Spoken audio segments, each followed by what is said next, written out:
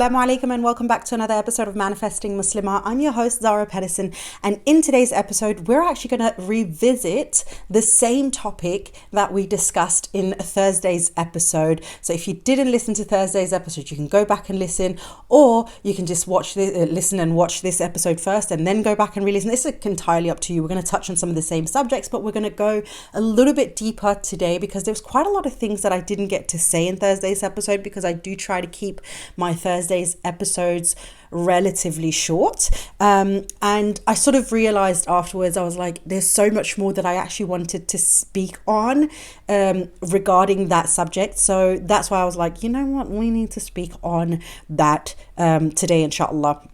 Also, before I go into today's episode or the topic, very quickly, because a couple of you asked if you missed Monday's episode because you didn't see the videos or see the the podcast episode. There wasn't an episode Monday last week. I decided to take the day off, so don't worry, you didn't miss out on any episodes. But thank you. It actually meant a lot to me. I know it's such a little thing, but it's also always the smallest things that kind of get to me somehow. It meant a lot to me that some of you were actually, still sort of like, oh, like I wanted the episode. It means a lot to me because, I'm in my own little echo chamber, being a one-woman band, doing all of these things. So sometimes it can feel a little bit like, are people actually listening? Are they actually appreciating it? Would people even, notice if I stopped posting for a little while or uploading episodes? So it means a lot to me, even if you didn't mean it that way. That's really what I felt. And I actually ended up feeling like, not regret, but, like, oh, maybe I should have pushed myself and just put out an episode, but that wouldn't have been the right thing either for me. But just to let you guys know, anybody who's listening to the episodes on Spotify, Apple, wherever you're listening in from, or those of you who are watching on YouTube, to go ahead and follow me over on Instagram, because that is where I make those the publications, notifications, whatever it's called, that whenever there's whenever I skip an episode or something like that. It is also where, if I'm going to do an Ask Me Anything, I will ask that on the stories and stuff like that. So if you want to keep up to date with what is going on, and if I'm going to jump an episode or something like that, or if there's anything happening, I kind of tend to do those kinds of notifications over on my Instagram, and you can follow me there at Manifesting Muslimah. There should be a link and all that good stuff in show notes and all that good stuff. But yeah, so thank you for, even if you didn't mean for it to be a compliment or whatever, I took it as such. So that's, just wanted to get that out there. Okay, so on Thursday's episode, we discussed Ayah 79 from Surah An-Nisa. And I'm going to put it out there right now. Some of you might have a difficult time hearing this, and you probably also, if you are and you listen to Thursday's episode, you might have also had a difficult time hearing it on Thursday. And today is not going to be much better, but there is, for those of you who are willing to pick up the message that I'm going to try and put down today, inshallah, there is something very valuable that you can take away from it that inshallah can help you elevate your life and change your mindset and perspective on things that, quote unquote, are happening to you. Okay. So Surah An-Nisa, ayat number 79. It goes, whatever good befalls you, it is from God. And whatever ill befalls you, it is from yourself. So this specific ayah, I triple highlighted it to sort of yes, this is so important, specifically for mindset shifts, perspective shifts. This one ayat has done so much for me in terms of keeping myself in line, keeping myself aligned with the reality of who God is and my responsibility in dunya. And that is why I feel so connected with it, but also why I feel the importance of sharing this specific ayah. And again, why I choose to have this conversation revisited today. Because this speaks, number one, as I said, a lot about who Allah is. And this, if you've been following me for some time, if you've worked with me, you will know that this is at its core what I want people to understand who Allah is and create a relationship with Allah. And as Muslims, this is ground zero. That is everything is built upon that, or will fall because that doesn't exist. And so if you don't have that relationship with Allah, then everything that you're trying to build on the foundation is just going to keep falling, or it's going to be built wonky, and you're going to have to constantly repair and do damage control for the rest of your life because your relationship with Allah at its core doesn't exist or isn't built properly or made properly. So this specifically, whatever good befalls you, it is from God, meaning Allah only sends good to us. And now I know some of you probably out there, especially those of you who are going through difficult times right now, are going to maybe crinkle your noses at this. You might feel like, you might like furrow your brows, and you might get a little bit irritated at it and be like, no, because I'm going through this and it's from Allah and it's not good. Like, I'm getting a divorce. I'm going through a bankruptcy. I just lost a child, a mother, a sister, my husband. I'm going through poverty. Whatever it might be, something that at its core can feel very challenging and very difficult to be with. And for those of you specifically, I will encourage you to really try and listen with your soul rather than through societal precious standards, your age. In that sometimes, with age, we feel a little bit more like, oh, time is passing by and these things still haven't sort of fallen in line and whatever. Try and listen past anything that is connected with dunya and listen through the soul and the higher self that is connected with Allah. Because that is, I believe, the only way you can truly connect back to this. And also at its core, really, why am I constantly saying at its core? That's like a word, that's my like sentence apparently today. But that is where you can truly disconnect also from your emotions, from dunya logic, maybe even your own logic, culture, traditions, pressures from family, trauma, your own, other people's, and look at it from a perspective that is not from this world. Okay, so that's the side that we really want to connect to when we're listening to this message. And that is not to say that none of those things matter at all, because they matter in a dunya perspective. But if we can approach it from our soul, from a higher nafs, from our higher selves, from that position that is truly connected with Allah, then dunya, even the hard parts of dunya, become easier to handle and deal with. Okay, so that is just like try and sort of listen to it from that perspective if you can, inshallah. Okay, so Allah subhanahu wa ta'ala will only send good to us. Subhanallah. Allah will only send good to us. Now, here's the thing though, and this is where a lot of people will trip up a little bit, because good, we have in this dunya, as humans, we have got an understanding of what good is. We have defined good in specific ways. There is good, there is bad. And so if something that I deem to be bad is happening to me, and Allah facilitates or allows things to happen only through His permission, things will happen, then how can the thing that I deem bad through Allah's permission happen to me then be good? Did you make sense of that sentence? I hope you made sense. As in, the thing that I deem as something bad to happen to me, like a divorce. We're just going to go with that as an example.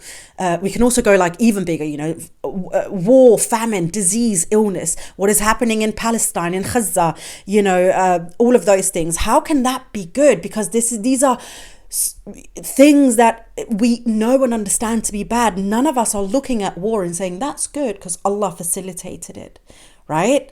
Right, I would hope we're on the same page on that at the very least. But here's the thing, because even though it may temporarily feel bad for us in this dunya, there is good with it. There is something with it that on the other side of it is good. Meaning Allah doesn't look only at the momentary sort of, momentary, is that a word? I don't know.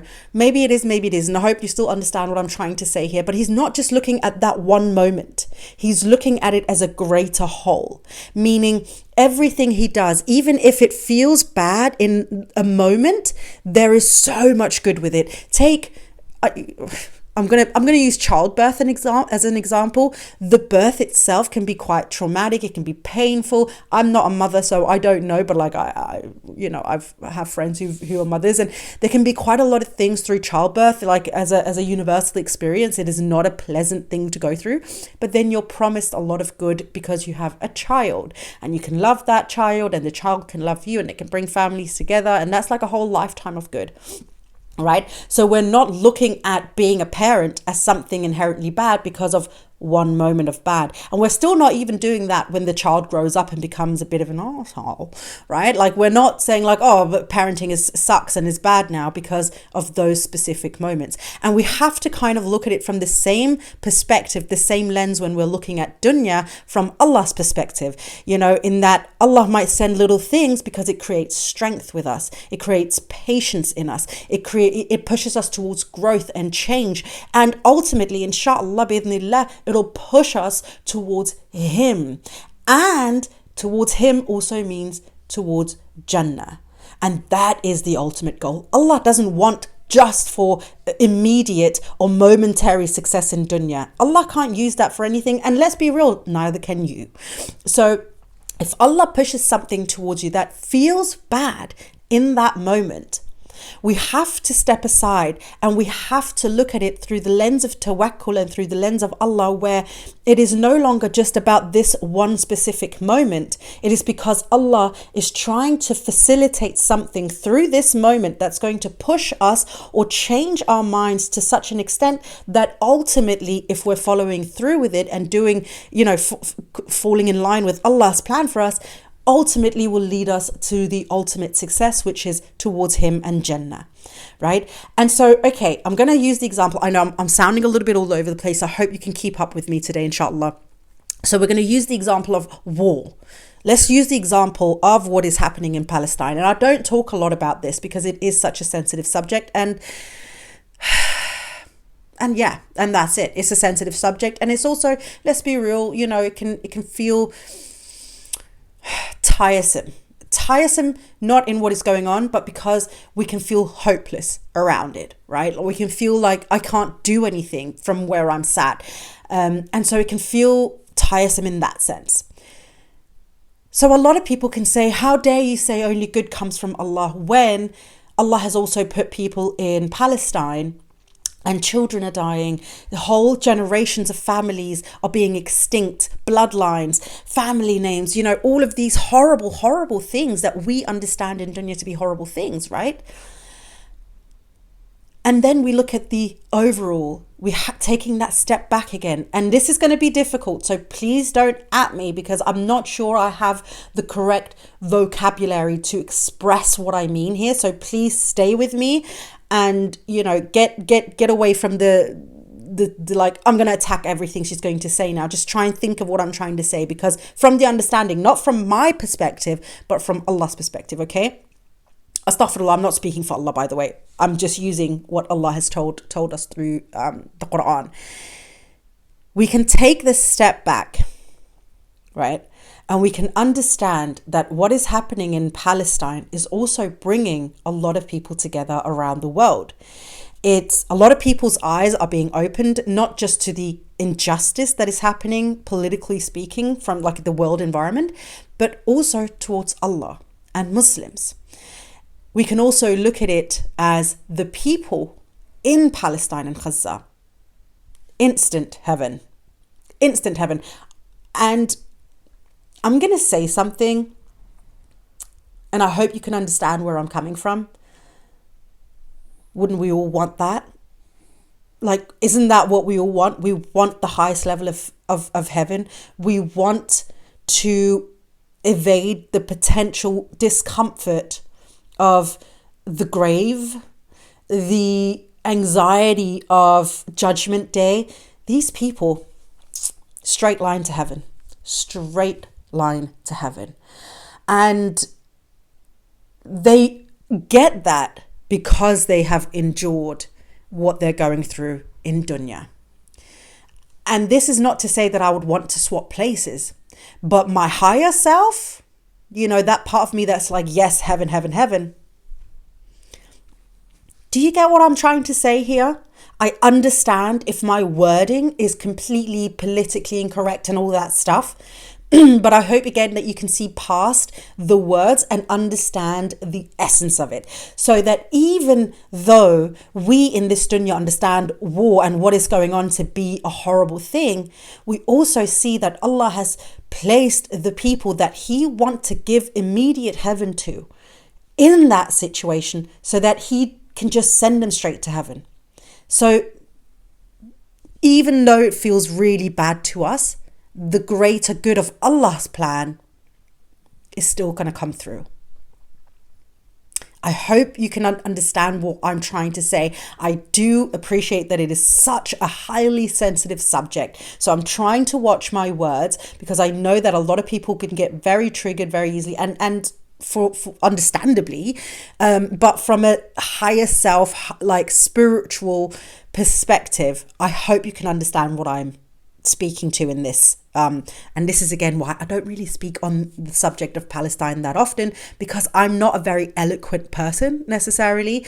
I speak from a place of passion quite often, and sometimes I can say the wrong things. So I hope that it made sense what I just said. So even in this case, the good that befalls them is Jannah, right? And that's from Allah. Even though they've been placed in such a horrible position. And that's the same with us when we're going through something. When somebody that we know goes through a horrible illness or disease or something to that effect. And, things that we, as we say here in dunya, we wouldn't wish it upon our worst enemies. And yet we see in these people who are being tested to this great extent in this dunya, subhanallah and tabarakallah, like the people of Palestine, who their connection with Allah, so admirable, incredibly admirable. Something that many of us can only dream to have and experience at one point in our life. And they have it all the time. And this is not only, again, the people of Gaza. You may have seen those people who lose everything and they become paralyzed, and yet they have the best outlook on life. They can't move, they can hardly speak, and they have the best outlook on life. Or they've been struck with like some disease, they're about to die, we're all going to die. But this dunya aspect or perspective of it, of like, oh, you've only been given 6 months. And in those 6 months, they are living life with such optimism and pure joy because they have already sort of connected in a level that many of us will not understand unless we're in that situation. And we have Allah subhanahu wa ta'ala. Subhanallah. And in this dunya, we will look at these people and we'll say, oh, it's so sad for them. It's so sad for them. And in reality, they may be among the most blessed of us, the most beloved of us by Allah. And we're walking around feeling sad for them. Subhanallah. Subhanallah. Okay, so I hope I kind of covered a little bit there. But it really speaks to the character of Allah as well, because I've made the episode a couple of weeks ago, or a few weeks ago, about how Allah wants us to succeed and all the ways that Allah wants us to succeed. So if you haven't heard that episode, go back and listen to it. And this, to me, is just another powerful example of how Allah wants success for us, because He's not looking at just each and every single little moment. He's looking at the overall plan, the end goal. He's looking at success for us, not just in dunya, but akhirah. And when we get stuck in dunya, we get stuck in moments. Now I'm going through a difficult time, so I'm having a difficult time seeing all the stuff that I should be grateful for in the past. Now I'm going through difficult times, so I can't be grateful for the things that are also happening to me as I'm going through a difficult time. Now I'm going through a difficult time, so I can't even look ahead in the future and be like, I can change things around. I can, there are opportunities and moments, and I have all of these privileges. Do you see what I mean? Okay. So let's talk about whatever ill befalls you is from yourself, because I actually got a question on this, and I kind of expected also to get this question after I published the episode, because I realized there's so much more I want to speak about in this subject. And number one, the one thing that I spoke about in Thursday's episode is our perspective, our mindset, how we choose to see it, how we choose to look at the things that are happening to us, right? And so again, there is this idea of if I understand it to be bad, then it must be bad. And if Allah allows bad to happen to me, He must not like me, right? So we're looking at it like that. We're looking at it as like a bad. So our perspective, the way that we look at things, the way that we understand things can change something that is good to become something bad. And this is extremely important, because those people, I'm one of them myself. I would definitely hope that people around me could agree. Someone actually told me this not too long ago. Somebody here in Sicily that I've been speaking to, a friend of mine, and he said, it's a great day today, but it's so sad that it's grey outside.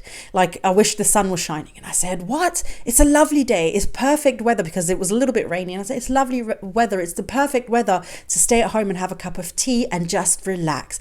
And he said to me, wow, I wish I had that kind of mindset to look at the positive around things. Now, I'm not saying I'm perfect in this. This is definitely a skill that I've worked on and I'm still working on, because I can still look at the negative things or the negative sides of things.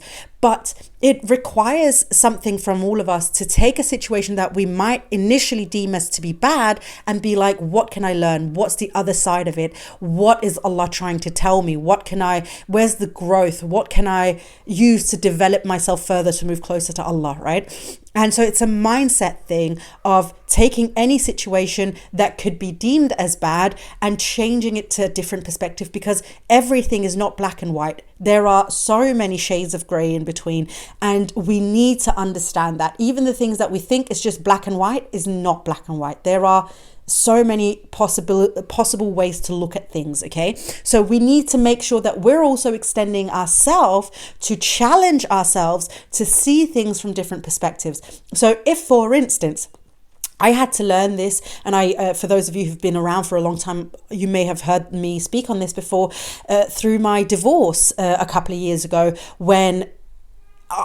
it was awful. I wouldn't hope a divorce on anyone, right? But at the same time, my dad said to me, Alhamdulillah for this, I had my dad in this moment, and he said to me, if Allah allows it to happen, then there has to be good in it. Then there has to be khair in it.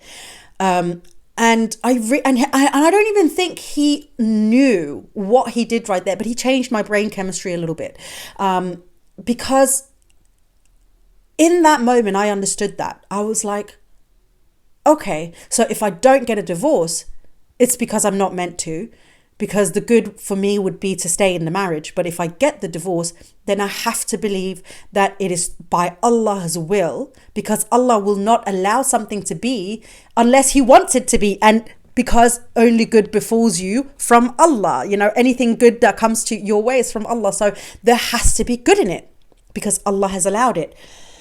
And it really changed my entire perspective. And from that moment, while I was still going through, the dunya things of heartbreak and dealing with, all the feelings that comes through having or going through a divorce, and, that feeling of losing everything. And in my case, really quite losing everything as well. I had to hold on to that nugget. I had to hold on to that little piece of information of, it's good because Allah has allowed it to happen.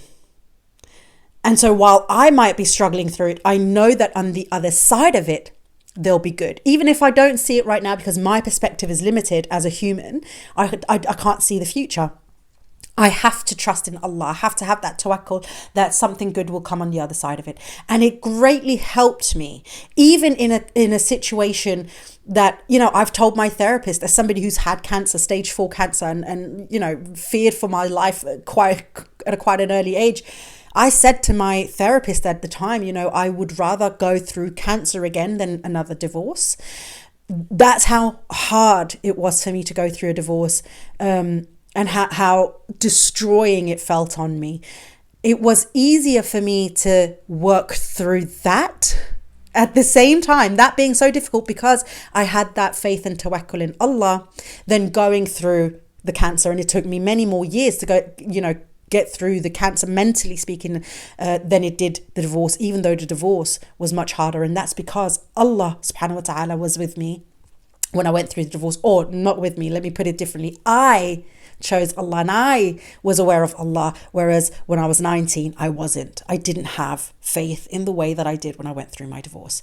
So I can't remember what I was going to say around that, but I think the ultimate thing is like, you can take the situation that you're going through, even the things that feel so bad in dunya, that can feel so heartbreaking and soul destroying and just awful. And you can, through working on it and having tawakkul and moving closer to Allah and putting your faith in Allah and surrendering to Allah, you can change the experience of the thing. Not in the sense that you can eliminate all the feelings where you're feeling destroyed about it or heartbroken or whatever. Destroyed is a big word here, but we're humans and we like to take it to the next level, right?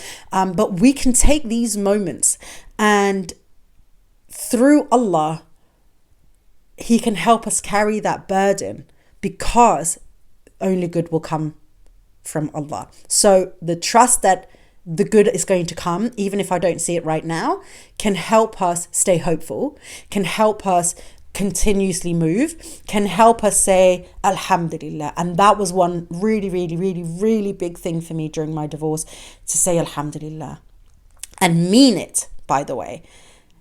Say Alhamdulillah and mean it, even in the moments when I really felt like I don't know what I should be saying Alhamdulillah for, and then remembering Allah and then being like, Alhamdulillah, Allah allowed it to happen, and so I have to trust that good will come from it. But I could have, in that situation, I could have chosen to say, no, it's a divorce. I don't trust that Allah loves me, because why would He want me to feel this bad and struggle this much and lose all of this? And I could have made that situation 100 times harder on me. And I could have, to this day, still struggled with it. And quite opposite to that, Alhamdulillah, today I'm thriving. I'm succeeding, Alhamdulillah. It's not that. It's a mindset. It's a mindset. And it's a mindset that I'm in control of, and that you're in control of as well. Excuse me. And that is the ill that can befall us, is if we sometimes change something and we refuse to look at it from a perspective of tawakkul. Okay. Another thing, because I know this episode is going to be quite long, and so I hope you've got yourself a good cup of coffee, tea, whatever. You're going on a nice long walk, because there's a lot to be said. And maybe I'll have to do a part 2 on this, because uploading time in my cave with my poor Wi-Fi can take quite long. So I'll do one more thing, and then if more comes up, I will make a part 2 of this subject. So do let me know if you want to hear more on this. But one person also commented, because I did I mentioned this ayah also on a TikTok video, and one person commented and said, but what if somebody's made black magic, sihr on you?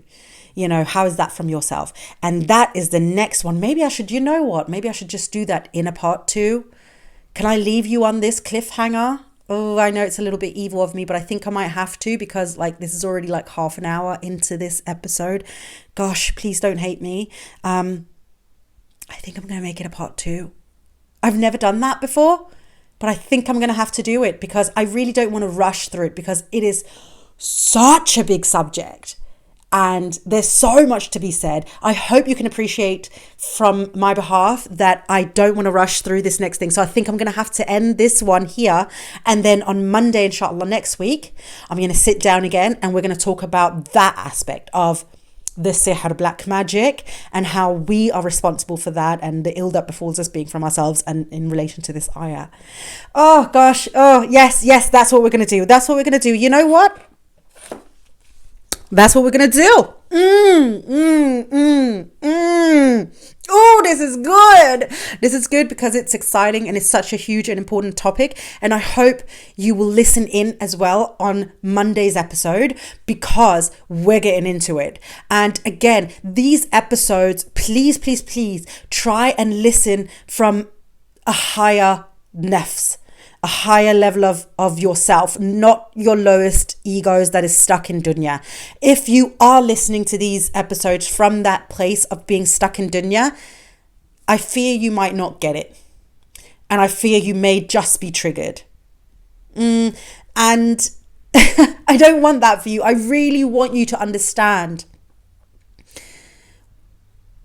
the beauty of this in what Allah is promising us through that wonderful little ayat there, the beautiful reminder in that.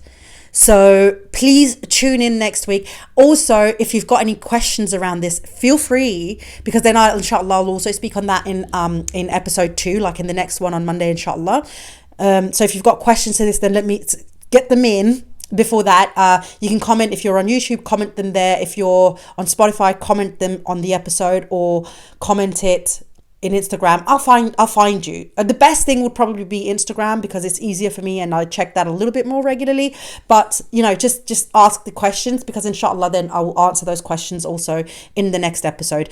But that is where I'll leave it. I hope there was something beneficial for you in this episode. I know you might have to come back and listen to it a couple of times for it to really stick, but I do hope that this episode could move some things in your brain the way that one statement from my dad changed the brain chemistry for me, because it has truly made life that much more enjoyable to live through, even when bad things happen. And I'm gonna bad in quotation marks happen. Dunya bad. All right, my darling, thank you so much for tuning in. Don't forget to share, subscribe, do all the good stuff. Help me also. I'm 140 subscribers away on YouTube to reaching my 500 subscriber goal. Please, if you haven't done so already, I would really appreciate it if you could go and subscribe to my channel. It's just called Manifesting Muslimah as well. It would really help me. I really would love to be able to monetize on at least one of my channels. I can't do that on TikTok, even though I meet all the requirements, but I set up my account when I lived in Spain, and because of that, and Spain not being a country where you can monetize and create a fund doesn't exist in Spain, even though I live in Sicily now, it still sees me as being in Spain. I don't know, it's a whole thing, and I'm not about to reset my whole account and start over. So if I can monetize through my YouTube, that will be great. Anyway, I'm rambling now. Thank you so much for listening in. I hope to see you, well, first of all, in Thursday's episode, and then definitely also on Monday's episode. We're going to do the second part to this topic, which is inshallah going to be really amazing also. And I hope I'll see you then. But until then, my darling friend, please don't forget to live in love.